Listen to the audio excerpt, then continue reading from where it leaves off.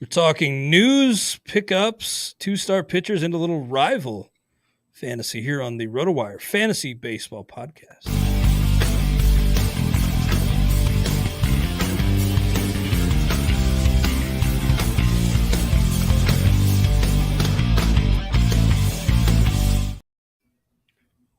Welcome to the RotoWire Fantasy Baseball Podcast. We are brought to you by Vivid Seats and Rival Fantasy. I'm Clay Link, here with Todd Zola, FSWA Hall of Famer. Todd Zola, that is.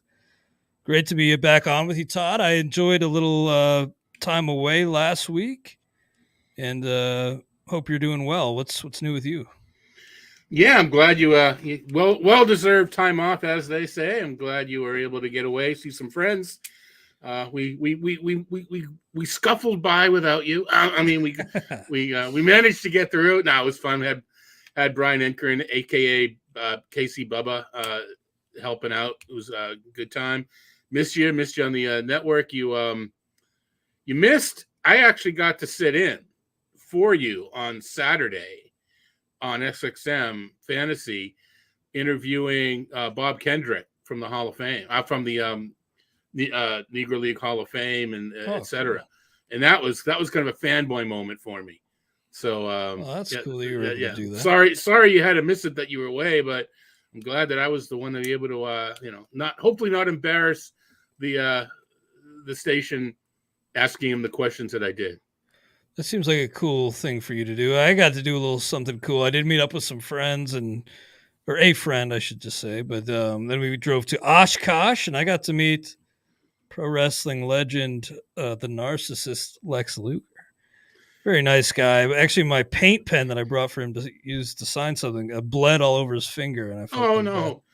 And from the pictures I've seen, wipe it off. He's like half the man he used to be. Yeah, he's age is caught up to Lex, but he was really nice, and he still got a beautiful signature, and that was just kind of cool. He, why not? Why the hell not? Meet a wrestling legend. But yeah, I really appreciate you taking the show last week and talking a little rival. Again, we'll be talking some rival fantasy, taking over under on tonight's point projections on certain guys. Todd, though, big news out of Philadelphia in that Bryce Harper could be back as soon as the first weekend of May. So it could be back on Cinco de Mayo that weekend, May 5th, rather. During draft season, it was a lot of, maybe June, but probably July. Does this kind of scare you a little bit with him making such a fast return, or you just kind of trust that Harper will be Harper at the plate, even if he rushes back? I'm not worried. We've talked about this because this kind of fascinates me. I'm not worried about Harper at the plate. It's Harper sliding.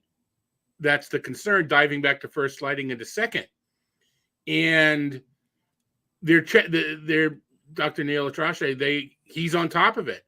And if the doc says you're good to go, then you're going to be good to go.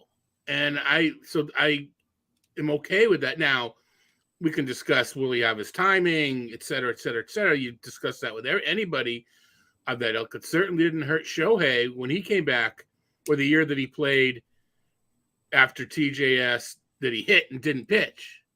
He still hit that year. So maybe it's a slow getting started. But, yeah, I'm going to trust the docs on this, that they're heeding to their word. Yeah, I think I don't think they would rush him back if there were any, major concerns. So I guess you just do got to trust the Phillies and their staff. And what a windfall that'll be for those who took the chance on Harper. I mean, getting him back 2 months almost sooner than expected. I think that would be the quickest return from such a procedure. Yeah, absolutely. Tony Womack. Because I have a premonition that Eric Halterman's going to mention that on tomorrow's MLB Network radio show. I saw that tweet too. Matt Geld, maybe from the Athletic. Yeah, exactly. But yeah, this would be the quickest return ever from Tommy John. So we'll see. There's a question in the chat about this. Is this going to hurt Brandon Marsh? Marsh can play center field. I think they're going to find a way to keep Marsh's bat in the glove in the lineup. If tongue in cheek, they're talking about Harper playing some first base. So I don't know that it's going to hurt Marsh a ton. I know that you don't want Nick Castellanos in the outfield and Schwarber. You'd rather have one of those guys DHing, and if Harper's DHing, you can't do that. But especially like Philly's starting out, don't you think they need to keep Marsh in center field? Yeah, I think with the guy who could play center field and has just been so hot like this for a team that's had so many injuries, I wouldn't really worry about his playing time. Yeah, right. Harper, just given he can play up the middle like that in the outfield. And yeah. You're going to probably need him, I would think. So, yeah. Brandon Marsh has done a lot of good things, and I think they will ride him as long as he's hot. This whole Max Scherzer situation is annoying for me. I have him in a few leagues and ejected for having rosin on his glove, and now the 10-game suspension. He has dropped his appeal, so he just figured, why appeal to Major League Baseball? It's not going to be an independent arbiter, so he's just going to do what the Mets are requesting and drop that appeal. Does this kind of feel like a guy kind of grasping at straws a little bit? It doesn't feel like Scherzer should have to, but I know there's been some talk about him maybe battling the pitch clock and maybe having some fatigue issues, having to speed things up on the mound. I don't know. I wrote a little bit about this in a Todd's Takes that'll be up in a little while. I mean, we don't need to reiterate everything Scherzer said and Boris said and the umpire said. I think if people listen to this podcast, they have a feel for it. My issue with it is it's almost because Phil Cuzzy was saying, because I said so. If he was asked, it's not a court of law. I'll save the dumb joke that I made for the piece for those that want to read it. I may or may not have mentioned Mike Ross from the show Suits. But to me, if this were to go to some kind of a official court and they would ask Cuzzy, all right, if it wasn't resin, what was it? I don't know. And if it's I don't know, then why is he thrown out and suspended? It's as sticky as it's ever been. Well, that's not a reason. So now you bring in all the stuff you were alluding to, the conspiracy theories that Scherzer was.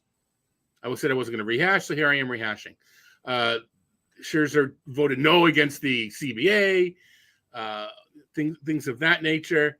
Is this just payback for that? I kind of can't believe it. Why do you drop it if you're innocent? Why do you drop it so quickly? The club wanted just to get it over with, etc. He was toying with people with the time clock in preseason exhibition. Mm-hmm. Our friend Ron Chandler was telling stories because he has Mets season tickets to the exhibition games, and Scherzer would sometimes he would wait till just a second before it expired and he'd throw. Other times, the second it hit 8 seconds and the batter looked at him, he was pitching. It was like he was toying with hitters. So the fact that he's potentially having issues with the clock, I find a little bit weird, if you will. Yeah, I'm with you. I kind of thought that he would almost benefit from the clock, just being able to kind of rush hitters and just kind of bully guys by rushing things. But it seems like maybe he actually could use some time to bounce back between pitches, and that maybe it's actually going the other way for Scherzer specifically. Perhaps, yeah. Maybe that's what it is. It's the effort that you're using in spring training. He was able to do that sort of thing, and he wasn't. You're not pitching as far in the game, so I think Scherzer will be fine. I'm not happy that it's 10 days. It's missing. You're going to miss a start regardless, and you can play around it. He's going to be out for 10 days. Would he have gotten hurt and potentially miss some games anyway? And in the end of the year, you're going to get the same number if he doesn't happen to get hurt. Probably, because I think you expected 26, 27 starts from Scherzer. You're still probably going to get close to that if he doesn't get hurt.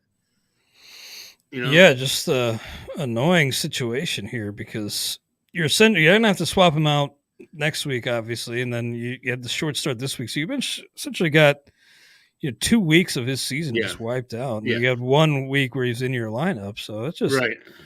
Just annoying. By the way, just within the last half hour, we've gotten word that Chris Bubich of the Royals will undergo Tommy John surgery.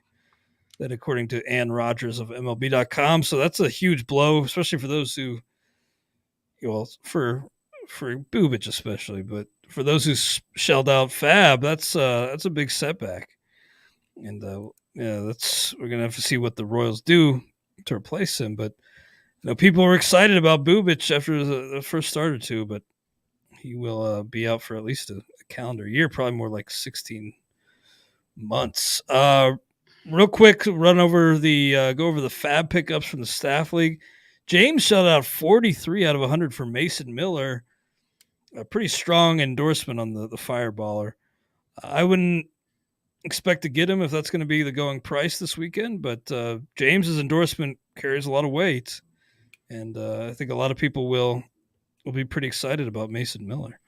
That's both a performance and confidence that he'll stay in the rotation bit, right? I mean, you're not getting that much if you don't think you're going to get a season's worth of numbers.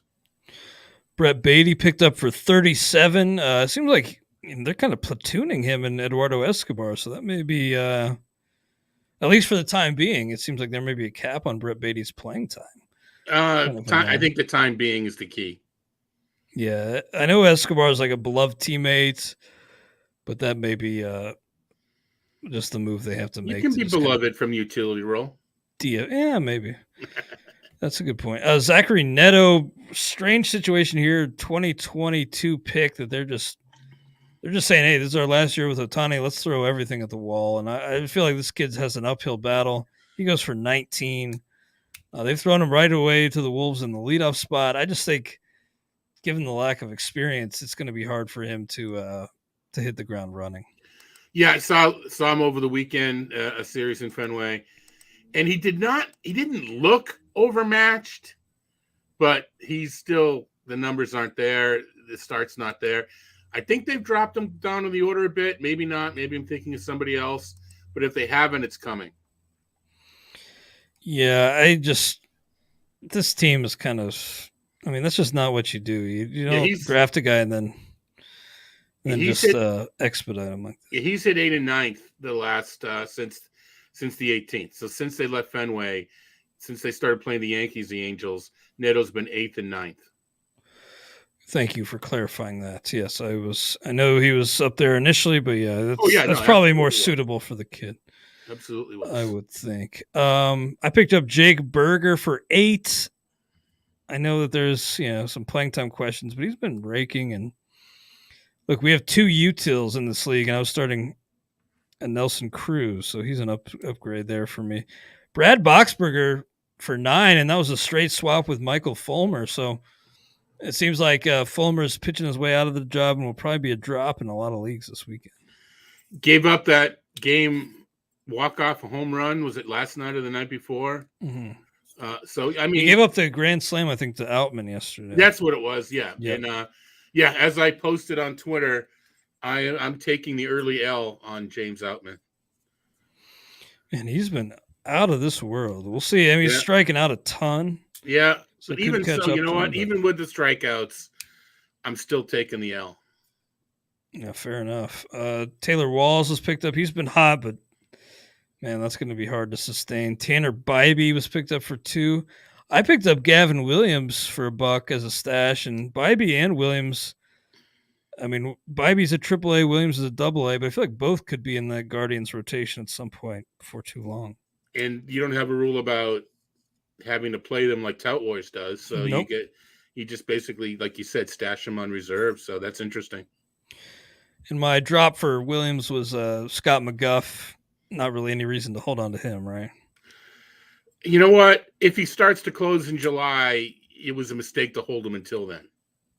You know what I mean? I mean, yeah, you pick him back up if he starts. Yeah, I mean, yeah, it's not. I mean, it's a possible outcome is for McGuff to pitch well in a lower leverage role and close at some point, but it's not something you hold on to. Yeah, and Shade Langoliers was picked up. The drop there was Francisco Alvarez, so it seems like that ship has already sailed for fantasy, and people are already souring and ready to move on just because of the playing time situation. I think it depends on your scenario. Yeah. Yeah, I mean, if you're hurting at the spot, yeah, no, I mean, I think it's completely contextual. I'm with you there. Well, anybody else on your mind for pickups this weekend? I haven't even done my playing. Usually I'm going to start to do my playing time run through on Thursday nights. So I'll have an answer for you. I have not done that yet this week. I'm going to do that a little bit later. I was writing up a Todd's takes last night, so I didn't get to do this, but Oh, good. I put you on the spot a little bit. yeah, no, it's fine. Cause normally I will have an answer, but now I get to pimp Todd's takes instead. No, I'm not sure yet. I probably will be thinking about Miller, but I don't know how all in I will be on a player of that ilk. You know, someone who I may think about if I need some speed is Duran. And I know, call me a Red Sox homer. He looks like a different player. I don't think he's going to play every day, but I think he's going to play enough that you can spot him in there if you need some speed. I think he'll eventually start to run. And he is someone that I might be looking at more of an upgrade to my bench than someone I'm rushing to put in. I mean, I got Edward Olivares in a couple places. So, you know, I think I'm going to get rid of Kyle Stowers in a couple places. So I may be looking for him as an upgrade. The Hart Foundation in the chat mentioned Matt Mervis, and he was picked up in the stake league, so that's definitely a name to keep in mind. He's been hot down at AAA Iowa. Yeah. It was a $10 ad, so yeah, somebody was pretty excited to grab him. A couple other names just to throw out there: Brian Rocchio. Don't know how long he's going to be up for Cleveland. Yeah, don't know how long he'll be up. Pavin Smith, Colin Ray has been pitching pretty well for the Brewers. Nick Martinez was dropped and then picked up again for 2. He had a nice outing this week. Drew Smiley for 2. Ellie De La Cruz was picked up, but I have a hard time seeing him play anytime soon. Who's that? Ellie De La Cruz. Okay, yeah. That's a stretch for me. Yeah, Yuri Perez might not be with the Marlins with Rogers. Strained forearm or whatever they're calling it there, which sometimes a precursor to something named after an old left-handed pitcher.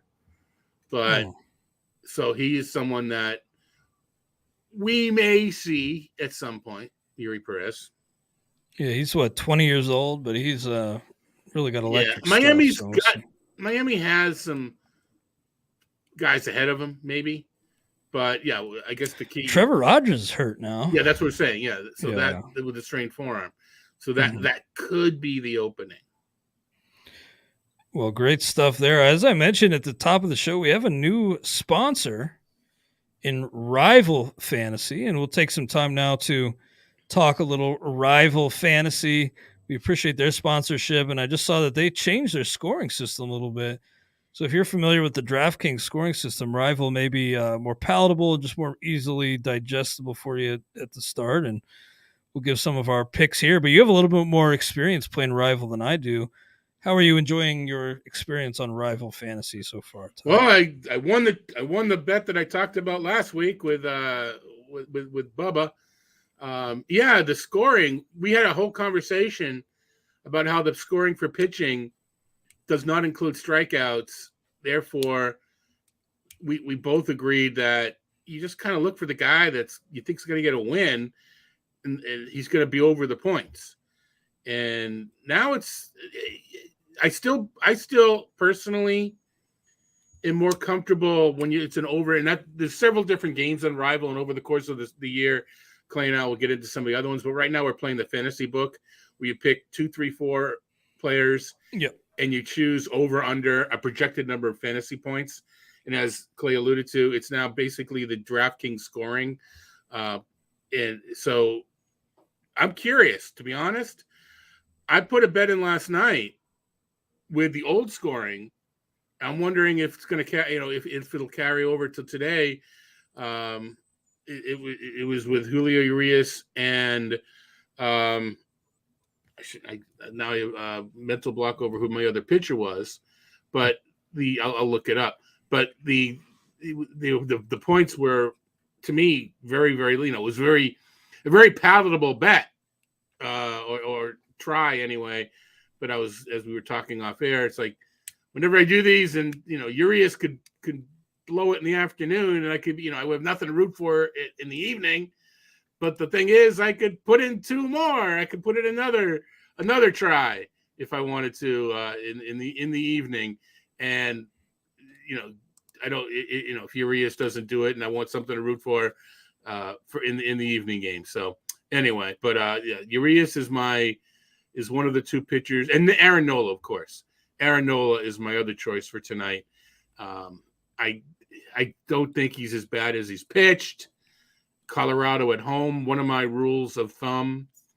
I'm saying of thumb because there's always exceptions when I do things of this nature, over-unders or props.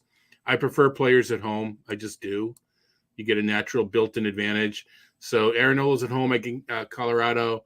Urias is actually on the road, so there's an exception already in Wrigley Field this afternoon. It would be a little bit temperate with the winds blowing in. At least that's the report last night. So I thought that Urias was a good choice for winning the game against the Cubs today. The over-under on Urias's point total on Rival is 21.49 fantasy points, and for Nola it's 21.49 as well. So good choices there, I'd say. This is a fun game that they provide. Again, we're doing the fantasy book section of Rival, and some other over-unders for tonight. Zach Gallen at 20.59 fantasy points. Yeah, that against San Diego is kind of tough, but I kind of like the over there. Although my number one pick on the slate for tonight is actually going to be Alek Manoah. Look, I know I'm just digging my heels in and being stubborn here, but when he has a lower over-under than a guy like Trevor Williams, I mean, come on. I think we need to give Alek Manoah a little bit more benefit of the doubt and, give him a little bit of a pass for what he's done so far. I think even though it is against the Yankees, I think this is a nice opportunity to get in at a low, what's the low over point under? projection. What is 14.28. Because 14.28. Well, now we're at the point, not at the point. The new scoring heavily weighs innings and strikeouts. Mm-hmm. And that's kind of been his downfall this year. That's true. He's not fanning people and getting knocked out of games. So if it's the DraftKings scoring, I mean, if you would take, I can see taking Manoah as a GPP starter because you're going to get low rostership, but I don't love that as an over-under because I think that there's so many pathways to the under that I don't love it in this context where you need to get two or three right. If you get one wrong, you're done. I don't love it in this context. I'm not going to take him and choose the under either. I don't feel strongly either way, against the Yankees that he's going to go, 5 innings with 5 Ks, which is what you'll need to get that. Even at 14 points, you're going to need a little something. I hear you. I just think that's too low. I still believe in Manoah's talent. The strikeouts and the innings, you're right. No, I understand. I do too. But when I'm putting 2 or 3 names down, he's not one of them. And this isn't a situation where you need to be cute and avoid the rostership and be different, be contrarian. That's DFS. You do not need to be contrarian. You're playing against yourself, and you're playing against the VIG. You're not playing against an opponent. Mm-hmm. I hear you. I hear what you're saying there. Yep. I just, with a guy like that, it's hard for me to. All I'm saying is just don't bet the farm. Don't put your car on it. That's a couple of shekels is fine. That's generally the right way to go. So I'm going to go the over on Manoah. Then I'm going to take the under on Mitch Keller. So Mitch Keller's got his over under is 1706. I mean, look, I know he's at home against the Reds, but I think the Reds can get to Mitch Keller. I'm usually a Reds pessimist, but here I'm kind of fading Mitch Keller and what he's done so far. All right, you know what I'm going to do? Mm-hmm. I'm going to put another one in. I'm going to put the over on Keller and the under on Manoah. How's that? So you're doing the opposite of what I'm doing? I don't believe in the under on Manoah, But I actually had Keller in my initial 3 over initial. So you're just fading my analysis. No, just, well, yeah, well, no, I'm fine. Usually, no, I'm not, because fading. Here I go. Here's Zola being Here we go again. very particular again.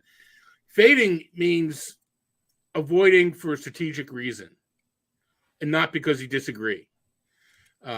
You fade a player to get out of the high rostership. You fade a team in a survivor pool because a lot of the other people in the pool are choosing that team. You don't fade because you don't like the player. Now, this is very particular, and at this point, fade has become a void, and I just have to deal with it and understand it and not get all PO'd about it. But from a technical point of view, and there's a lot of words that are like this, that's just regress, and other words that have just earned other meanings, and at this point, just have to accept it, Zola. So do it. Well, after that aside, I'll just say that I was looking for J.D. Davis because I wanted to give a little bonus and say him against Joey Lucchesi, I would take the over, but he's actually not on the slate as an option on the fantasy book. So I will stick with my 2 picks as the over on Alek Manoah and the under on Mitch Keller. But it sounds like Todd is on the other side of the fence on both. I'm not going to touch Manoah, but I do like Keller. Maybe I'll just use Keller in DFS. Who knows? And your 2 picks for Rival tonight were Julio Urias and Nola, right? Yeah, you know what? I am going to do a Keller just because if Urias does have a bad afternoon, I want to have something to root for tonight. So I'll probably go Nola and Keller tonight. I'm hoping for a big night from some of the lefty bats against Keller, like Jake Fraley, maybe. Maybe we can get Fraley going. And this isn't all anti-Cincinnati. I still like the combo slider cutter combo. How come we can say sweeper, but we can't say the word for the combination of the slider and the cutter? Just sounds a little explicit. I may or may not have written about that in my Todd Stakes. That'll be up a little bit later. Well, guys, check out Rival, and we're going to be talking about it a lot on the Friday show. We'll tell you a little bit more about it right now. A new MLB season means it's time for a new kind of daily fantasy baseball. Rival Fantasy is the fantasy platform reinventing the way daily and weekly games are played. And they've brought new games to the ballpark this year that fantasy players won't find anywhere else.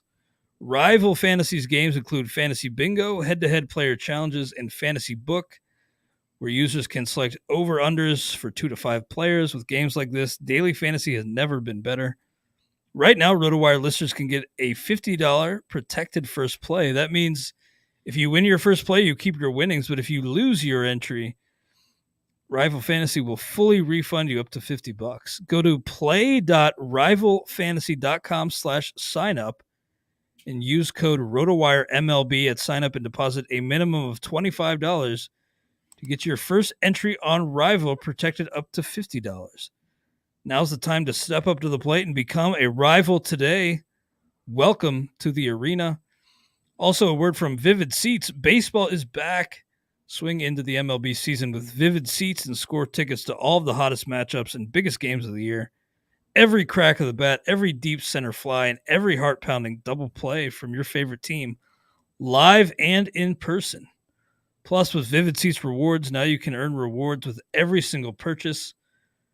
Each ticket you buy gets you closer to your reward. Just buy 10 tickets, then simply cash in your credit toward your 11th ticket purchase. It's that easy. And here's a pro reward tip. Buy your tickets for your whole group, split the bill, and make progress toward your free 11th ticket even faster.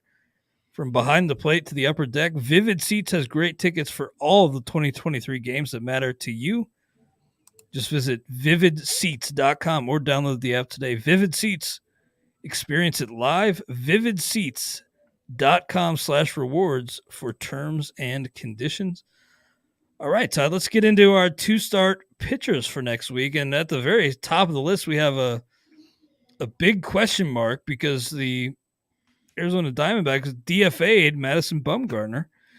Right now we have Tommy Henry in, and he is expected to get that nod, but Brandon Pfaadt not too off. So I guess in the immediate term there isn't a lot of uncertainty. It will be Henry, but don't know if he's going to make that second one, I guess. Yeah, and you kind of alluded to it. It's because Henry's schedule lines up on Monday. They have Arizona has an off day on Thursday. Whatever they want to do with Brandon Pfaadt. In the meantime, they could line it up so that Pfaadt joins the rotation, perhaps even this week.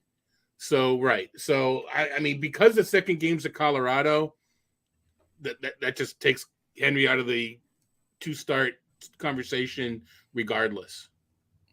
Yeah, so 0 on Henry, and we'll just keep tabs on Brandon Pfaadt. I think he had a really good outing yesterday, but yeah, just doesn't line up to take the ball Monday. But if Henry stumbles, they could maybe shuffle some things around and easily get Pfaadt in there.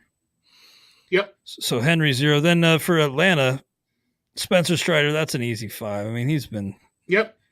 Is he struck out like 9 in a row dating back to, or at least 9 in each outing dating back to last year? Some crazy. It is crazy, isn't it? Stat. It is. Yeah, crazy. He's awesome. Yeah. So Spencer Strider's a 5. And then what about Charlie Morton versus Miami at the Mets? Same two-step as Strider. My first thought was 4, but with these matchups, Charlie Morton might be back to 5. I think I like the 4. I'm starting him. We talked about him on the Sirius show that we just did. James asked me about Morton. The past 2 seasons, he started slow and picked it up. Doesn't mean he'll do it again. He's 39, but especially gained a little confidence with Miami. Then at the Mets, a place he's pitched a lot. He's used to the park. I'm going to give him a 4, but it wouldn't shock me if he has a couple of good games. Yeah, I'm going to go 4 too, but that's a pretty high-end 4. That's a pretty nice one. Okay. For Baltimore, Dean Kramer, he struggled. I saw he was picked up in one league, but I couldn't do it. I'm actually going to go 0 on Kramer. And then Kyle Bradish had a nice return from the IL. He was hit in his debut, I think for a comebacker off the foot, had a foot contusion, but he came back and threw 92 pitches in his return, 6 strikeouts, only 1 walk. So a nice little return there for Bradish after the injury versus Boston at Detroit. I'm not going to roll the dice on Kramer, but I think Bradish is like a mid-ground 3. I actually happened to watch Kramer last outing, and this may have been while you were cavorting with your buddies. 6 innings, 6 2/3 innings, 6 strikeouts, no walks against the Nationals. Now it's the Nationals, but it still counts. So I think, and he was throwing BBs. I'm gonna give Kramer a 1. I don't love the at Boston start, but I am going to give him a 1. It's going to be on a draft championship team where I'm hurting for pitching. I'm not picking him up. But Bradish, well, it's actually home. It's not at Boston. It's home. Bradish, man. I'm going to go 3. Where were you with Bradish? Yep, I went 3 too. Yeah, okay. I'm gonna go 3, and he's one of those guys I just get to get out of my thick head that he's better than he was when he first came up.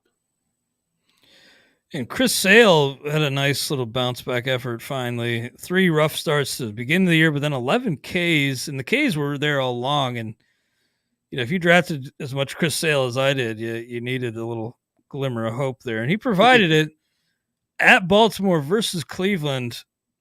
If it doesn't work out here, then I'll start to get real nervous. I think I'm going to go 4. I'm going to go. That's 4. Wish casting a little bit. I'm going to go 4, and I don't know if it's wish casting. I think if you had said 5, I would have said he needs to earn a 5. Yeah, not a 5. A 4. Yeah. So I think 4 is about right. Cleveland's tough, right? I mean, we know they don't strike out and they grind, so they could get. They're the kind of team that can get to a Chris Sale putting the ball in play. But even so, I'm going to go with a 4. How about the start for Justin Steele? 3-0, 1.44 ERA. Do you have Steele in your life, Todd? I know I have him in underdog. I don't recall how much I have him elsewhere. but I drafted a lot of underdogs, so that's a major part of my portfolio this year, and I've lost some players in underdog, so I need all the help I can get. So San Diego's tough. They got some new kid back in right field who almost collided with Hassan Kim yesterday. A very ugly collision, near collision, Tatis and Kim. Hopefully they iron that out going forward as far as short pop-ups and stuff. Tatis ran a long way. And, Kim was calling, but, the outfielder has precedent, blah, blah, blah. They avoided the collision, but, man, I hope they iron that out. Yeah, I'm glad you mentioned that. It's something that we've all know has been coming. But, yeah, getting a little guy by the name of Fernando Tatis Jr. is just no small footnote for that Padres team. Yeah, I'm going to go – it's at Chicago. It's probably a 3, but I think you could go 4 if you wanted to because it's at home and it's still a little bit temperate in Chicago. I hear you. I'm going to go 3 too. It does feel like that San Diego could be a regression day at the park for Steele, but still think if you've got him and you've capitalized so far, do you really have a better option than Steele on 2? Oh, he's using him. Probably but using him, yeah. What are we expecting for results? I'm gonna go 4. It's a low 4, but I'm just maybe to be a little different. I'll go 4. Nick Lodolo took a little bit of a step back in his most recent outing, and actually his ERA as a result ballooned close to 5. But yeah, he's looked great for the vast majority of the season versus Texas at Oakland. You don't love the home start, but that's a really nice 2-step for Lodolo. Yeah, he's not quite 5 status, but he's a rock solid 4 for me. I'll agree. He doesn't have 2 starts, but I assume you're not like sprinting to the waiver wire to pick up Luke Weaver. No. He looked good. Not look too to good. Be fair, he looked good in his first outing. Not so much in the second one. I thought he looked good in his last outing. Maybe I'm missing. Maybe it was. Oh yeah, it was 6 innings. He just struggled at the very start. Okay, maybe that's gave up a couple homers, but he did fan 8 over 6 innings. Yeah, not a total disaster for Weaver, and not a guy I'm going to be rushing out to pick up though by any means. By the way, I'm hoping the Reds are able to get Lodolo wrapped up to a long-term deal like they were able to do with Hunter Green. Yeah, that'd be nice. For Cleveland, Cal Quantrill. This is all very tentative, of course, but Cal Quantrill at home against Colorado, then at Boston. Just not enough bat missing ability for me to feel really good, but maybe a 2? Is that high? Feels high off the tongue. You can make an argument that it's low because he gets by without the bat missing, but as we like to say, you do that until you don't. So at Boston, I don't love. Colorado, is nice. Yeah, you know what? Even if it's just Colorado, I'm not sure I'm starting him. So I say you start him and hope you don't get the second. But I'm going to go with 2 as well. I just I have a little bit of trust because it's Cleveland, but money where my mouth is, not so much. We've got Connor Pilkington and Peyton Battenfield in the projected starters for them next week. Come on, let's get Bibee apparently it's pronounced. Bibee. Let's get Bibee and Kevin Williams in there. Come on, Cleveland. Stop messing around. Now, if we could go into negatives here, I think I'd give Austin Gomber a negative. That Nolan Arenado trade's just looking worse and worse with each passing week. And Gomber's 0-4 with a 12 ERA. I don't see any situation where you consider throwing him out there. No, actually, I was looking up Cody Morris to see where he is in the situation with Cleveland. He's still hurt. That's right. Yeah, but he'll be in the equation a little bit later. Yeah, and Gomber for a while was actually pitching well last year. I know he was Gombered, but after he was Gombered, he pitched really well. Yeah, not so much this year. I'm with you. Zero's as low as we're legally allowed to go. So that's where I'm at. Tough 2-step for the White Sox pitchers. Not only do they have to go at Toronto, then they have to host the Tampa Bay Rays. So for Giolito and Mike Clevenger, pretty tough. And know Clevenger's been better in terms of run prevention so far. I still think I'll have Giolito as a little higher. I think I'll go Giolito 4, Clevenger 3. No, Giolito 3, Clevenger 2. That's where I'm at. The opponents are just rough there. Yeah. I'm at a 3 and a 2. Opponents are really rough there. What about for Detroit? Eduardo Rodriguez, Spencer Turnbull at Milwaukee versus Baltimore. Not the worst two-step I've ever seen, but Turnbull, I need to see more post Tommy John before I trust him. So he's a 0. But Erod, I think maybe I think I'd put him on the Clevenger tier as like a 2. I'm going to go 2 and a 1. And I agree that we do need to see more out of Turnbull. But I think we've seen enough that it's worthy of a 1. I think if he's kind of like a 3 max, we're not there yet. But I think we've seen enough that we give him a non-zero number. All right. Well, let's pause briefly. We'll get back to these 2-star pitchers for next week after this brief word from our Blue Wire sponsors.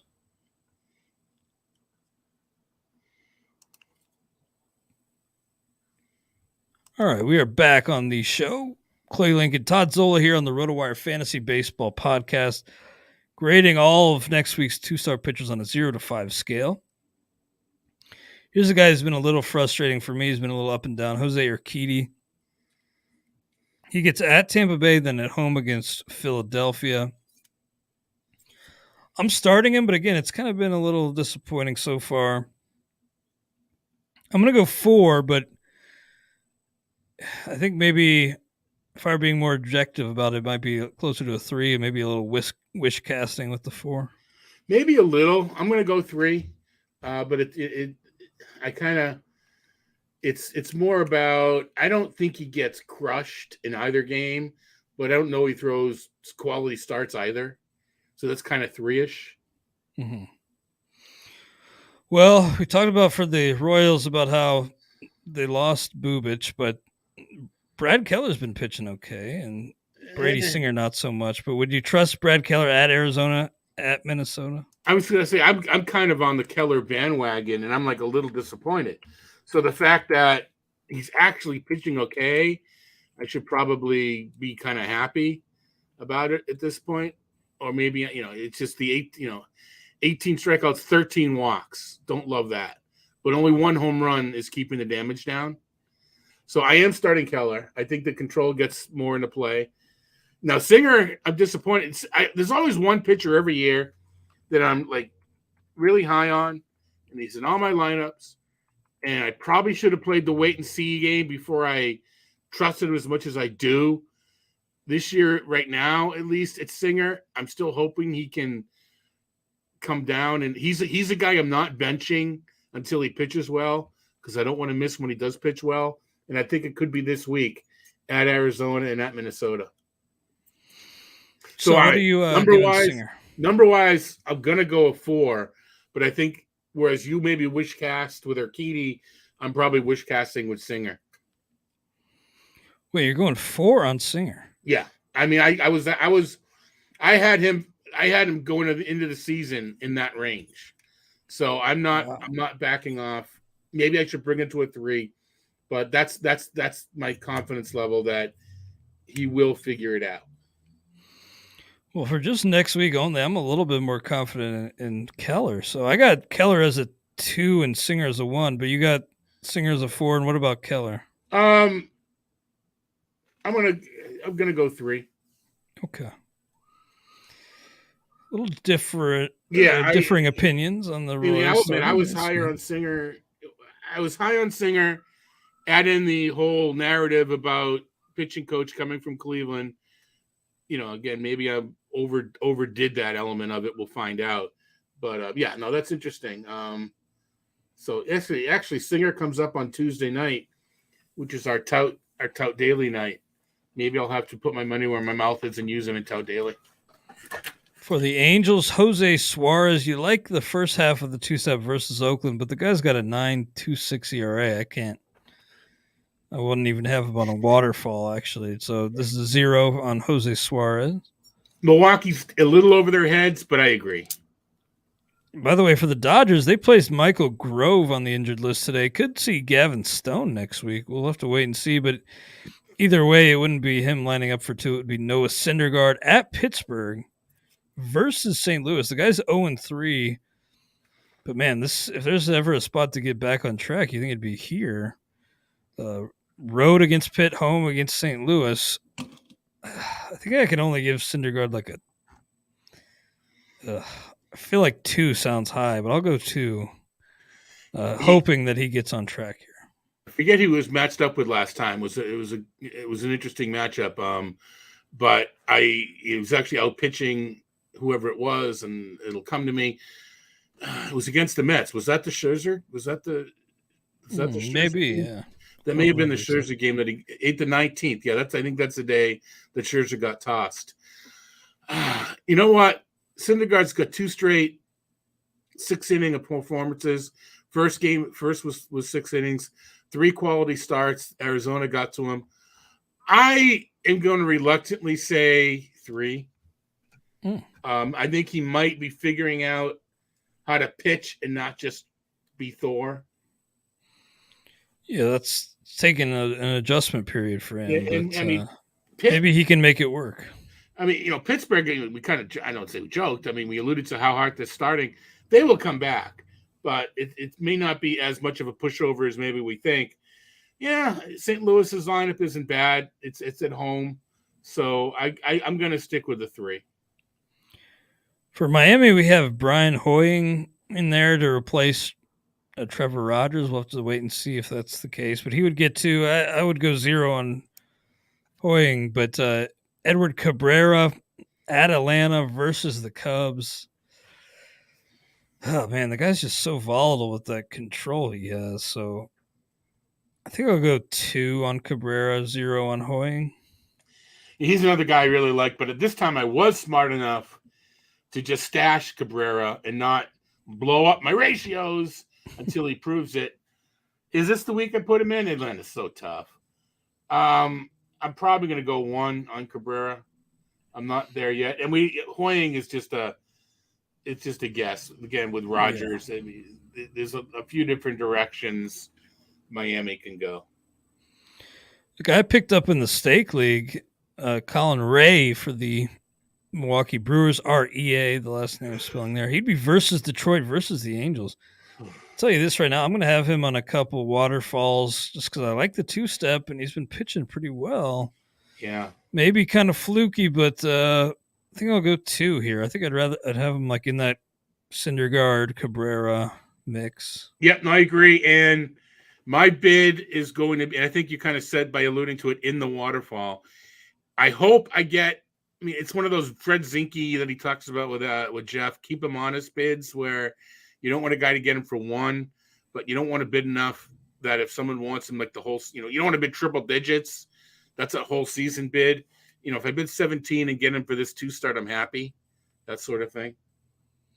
Absolutely. For Minnesota, Joe Ryan, I think he's gotten into the 5 territory. He's undefeated so far. He does have to face the Yankees at home, but then Kansas City at home. So Joe Ryan, I believe, is my second 5 of the week behind Spencer Strider.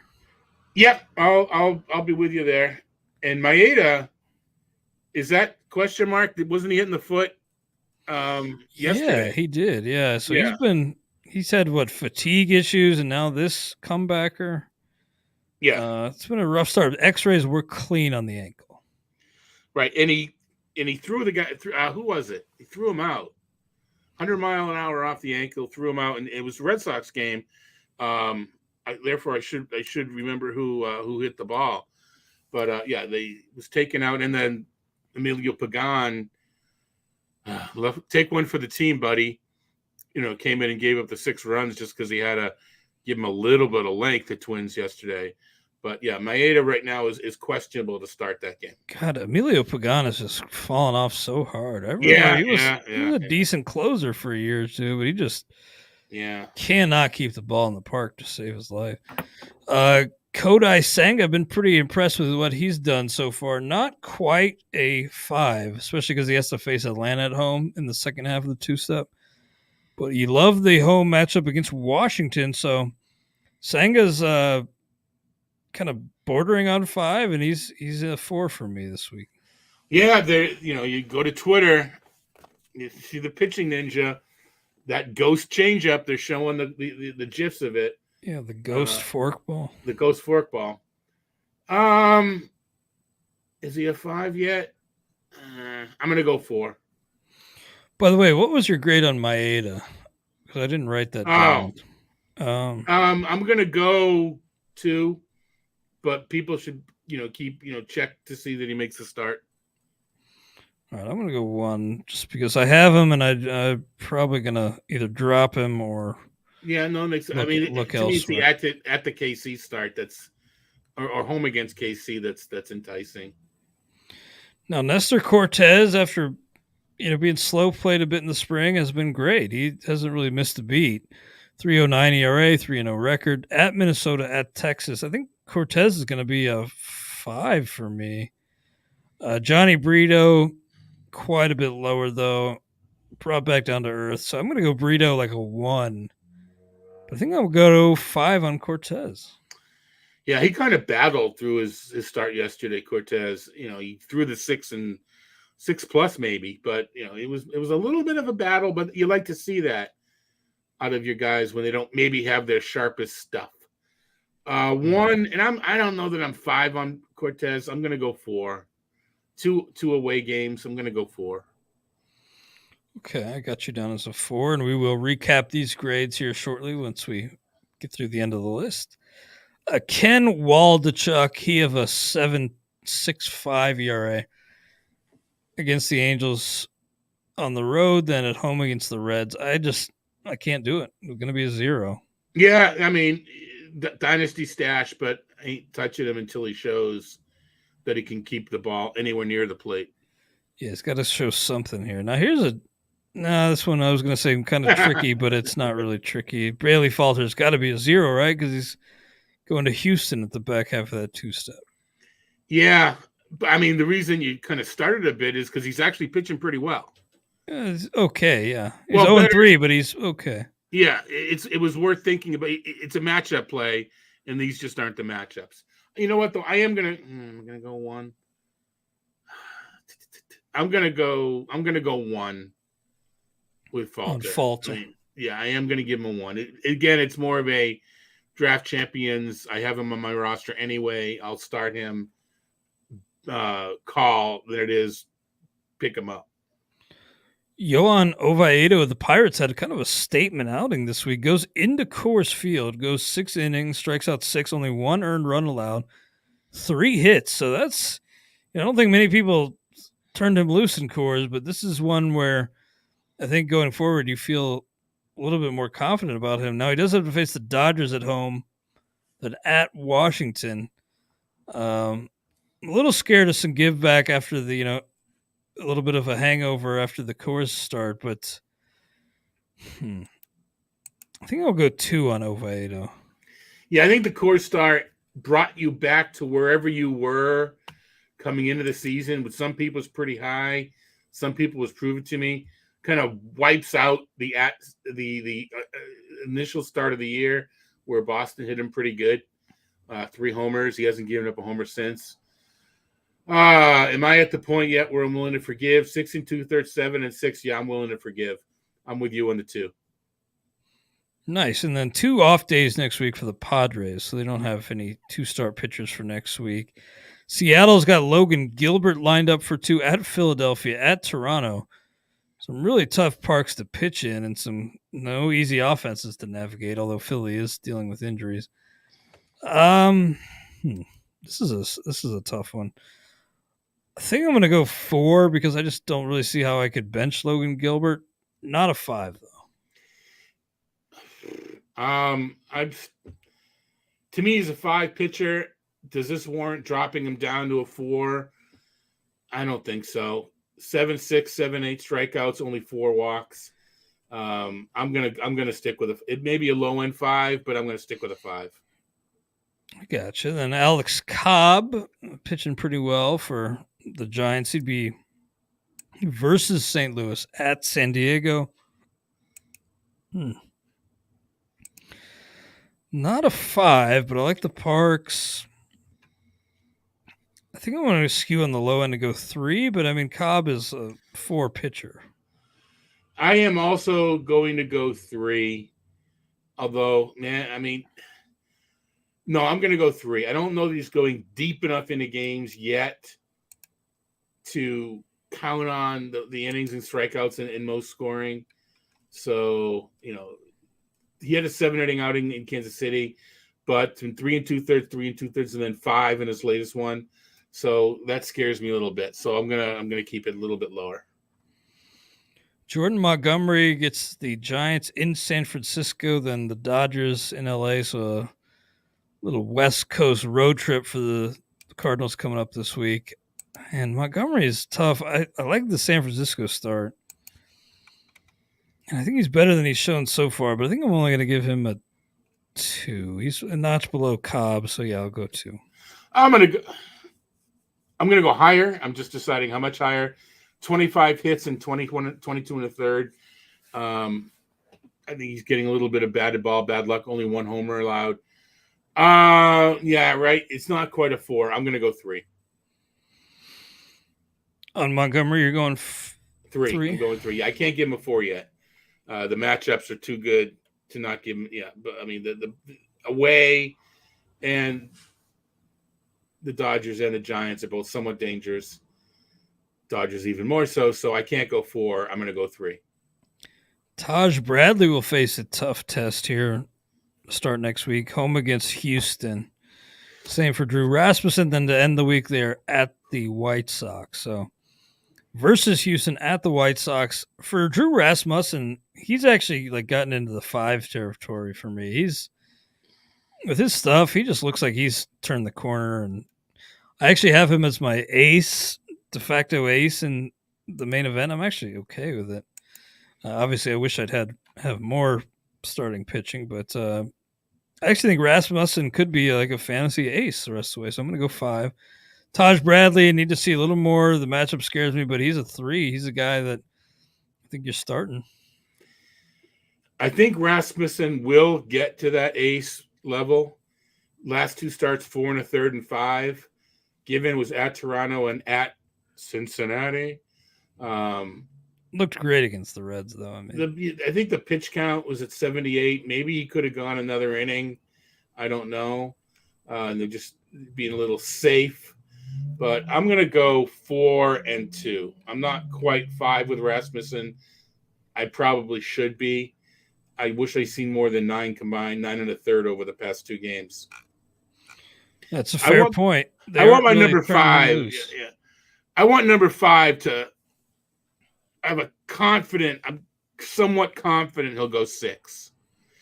And that's fair. I'm just not. What about for Texas? Nathan Eovaldi and Martin Perez at Cincinnati versus New York. If it were home against Cincinnati, it'd be a little different for me. But Eovaldi's got an ERA north of 5. I could see it in a certain situation, but I think Eovaldi's a 1 for me. And then for Martin Perez, I think you're playing with fire here, but I think he's probably a 1 as well. But Eovaldi, when he was with the Red Sox, always crushed the Yankees, Clay. Don't you know that? Aren't you aware? Oh, so he owns the Yankees, huh? Yeah, they're his daddy. He's the Yankees' daddy. I still think he's a little bit better. I'm going to go 2 for both. Okay. Perez could be a -2, but he also could be a 5. That's just what he is. Yeah. He's so volatile. Maybe the most volatile starting pitcher in the game, just given all the contact. But as long as he's keeping it in the yard again, and if he keeps it in the yard, he'll minimize damage. And even I think he is. I probably should double check before I foot and mouth disease here. 4 homers in, maybe he's not keeping it in the yard. Never mind. Only 11 homers all of last year and 196 in the third. Yeah. Yeah, those are starting to tick up. Yeah. Yeah, so you got 2 for both of those guys? Yeah, and now it's a reluctant 2 on Perez, but I'm going to stick with it. Chris Bassett seems to maybe be getting on track. He's versus the White Sox, versus Seattle. I'm tempted to go 4 here. I just feel like he's better than he's shown so far. Yeah, I'll go 4. I'll go 4 on best. Yeah, I think I don't want to call it lazy, but I think the conventional analysis is he's going to get hurt. Who's going to get hurt pitching in Toronto, etc. I don't know. 3 of his 4 games have been on the road. The last was in Houston for 6 1/3. Previous that was the Angels. And he walked 5. I'm going to go 4 as well, and I think we'll see. I'm not worried about pitching in Toronto. Well, the last one on the list, and man, we have a lot to recap at the end of this. Josiah Gray. He's got a 3.74 ERA, respectable for sure, but 0-4 record at the Mets versus Pitt. I'll give him a 1. There's so much going against him. I'm going to give him a tiny vote of confidence and say 2, because I think Pitt isn't as good as they've shown, and man, he could throw 2 gems, or he can get knocked out of the second inning. You can say that about everybody, but you can really say it about Josiah Gray. I'm going to stick with a 2. Yeah, I said it. Let's do it. All right. Well, great stuff today. We will recap all of these grades here right now. Yeah, quick before I change my mind. Tommy Henry. We'll see if, well, they are saying it's him. So Tommy Henry filling in for Bumgardner. I'm going to go 0, and same with Todd on Tommy Henry. Then Spencer Strider 5, Charlie Morton 4, Dean Kramer, I say 0, Todd 1, Kyle Bradish 3, Chris Sale 4, Justin Steele, I say 3, Todd 4, Nick Lodolo 4, go Reds, Cal Quantrill 2, Austin Gomber 0, Lucas Giolito 3, Mike Clevenger 2, Erod, Eduardo Rodriguez 2, Spencer Turnbull, I say 0, Todd 1, Jose Urquidy, I'm wish casting a 4, Todd 3, Brad Keller, I say 2, Todd 3, Brady Singer, I say 1, Todd 4, Jose Suarez 0, Noah Syndergaard, I say 2, Todd 3, Edward Cabrera, I say 2, Todd 1, Brian Hoying 0, Colin Ray 2, Joe Ryan 5, Kenta Maeda, I say 1, Todd 2, Cody Sanga, I say, well, we both say 4, Nestor Cortez, I say 5, Todd 4, Johnny Brito 1, Ken Waldachuk 0, Bailey Falter, I say 0, Todd 1, Johan Oviedo 2, Logan Gilbert, I say 4, Todd 5, Alex Cobb 3, Jordan Montgomery, I say 2, Todd 3, Drew Rasmussen, I say 5, Todd 4, Taj Bradley, I say 3, Todd 2, Nathan Eovaldi, I say 1, Todd 2, Martin Perez, I say 1, Todd 2, Chris Bassett 4, Josiah Gray, I say 1, Todd 2. Busy week for 2-star pitchers. Sounds like people will have to check your weekly pitcher rankings closer to first pitch on Monday to really get their pitching slots set. Yeah, we'll post it tomorrow as usual, and then we'll see how it shakes out over the weekend. I didn't hear a lot of stars, but I don't know how many, this is Jeff Zimmerman's thing. I don't know how many are going to be picked up in a 15-teamer either. I think you're streaming from your reserves now, and we'll see. Hope you have them. Yeah, a lot of guys getting torched, so hopefully you have some decent pitchers on your bench. You don't have to go digging at the very bottom of the barrel. Well, great stuff, Todd. It was a fun talk a little rival fantasy with you, too. We're going to be doing that every Friday and be playing a little bit, too. So anything else on your mind today, Todd? I think with the rival, I think there's a head-to-head. Maybe we'll have to – I think that's why they call it rival. We may have to once we're both a little more comfortable with it, we may have to match up on a Friday. We'll have to see how that. Yeah, we might have to get a new like Hulk Hogan, Andre the Giant type of rival. Oh yeah, there we go. Real rival. Lex Luger, Yokozuna. Anyway, that was a good one.